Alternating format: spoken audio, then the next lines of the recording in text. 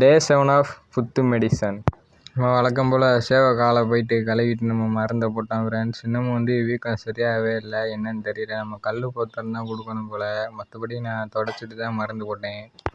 நம்ம கட்டியிருக்க கட்டு வேறு அவுந்துக்கிட்டே இருக்குது ஃப்ரெண்ட்ஸ். நம்ம துணி மெடிக்கலில் தான் கட்டு துணி தான் வாங்கி கட்டணும் போல், அவுந்துக்கிட்டே இருக்குது. அதோட சரின்னு சொல்லிட்டு நம்ம துணியில் தான் இன்றைக்கி கட்டியிருக்கேன். எப்படியும் எனக்கு தெரியும் இது அவுந்துரும்னு. அவுந்துருச்சு, சொன்ன மாதிரியே நான் சேவலை கீழே இருக்க விடல. ஒரு காலில் அவுந்துருச்சு, இன்னொரு காலில் தான் இருந்துச்சு. நம்ம கட்டு துணி தான் வாங்கி கட்டணும். என்ன தான் நம்ம முடிச்சு போட்டு கட்டினாலும் அவுந்துருது ஃப்ரெண்ட்ஸ். துணி அந்த மாதிரி இருக்குது, நம்ம கட்டே நிற்க மாட்டேங்குது. நீங்களே பாருங்கள் ஃப்ரெண்ட்ஸ், சேவை எந்த அளவுக்கு நொண்டுதுன்னு. நான் டெய்லி மருந்து போட்டுக்கிட்டு தான் இருக்கேன். என்னையோட 7 நாள் ஆகுது மருந்து போட்டு. ஆனால் இன்னமும் ஏன் சரியாகலான்னு தெரில ஃப்ரெண்ட்ஸ். வீக்கத்துக்கு நம்ம கல் பத்திரம் தான் கொடுக்கணும் போல்.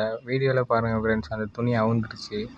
அதோட சரின்னு சொல்லிட்டு நம்ம ப்ரீட்ரு இருக்கிற கூட்டை போய் பார்த்தேன். சரியான அழுக்காக இருந்துச்சு ஃப்ரெண்ட்ஸ். இந்த மாதிரி இருந்துச்சுன்னா மேற்கொண்டு காலில் வேறு ஏதாவது நோய் வந்துடும் அப்படின்னு சொல்லிட்டு நான் மண் நிறையா வெட்டி உள்ளே போட்டேன் ஃப்ரெண்ட்ஸ். என்றைக்குமே நம்ம கோழி கூடை சுத்தமாக வச்சுருக்கணும் ஃப்ரெண்ட்ஸ். சுத்தமாக வச்சுக்கலன்னா அதனால் நிறைய பாக்டீரியாஸ் வரும். நம்ம அதனால் எப்போவுமே சுத்தமாக வச்சுருக்கணும்.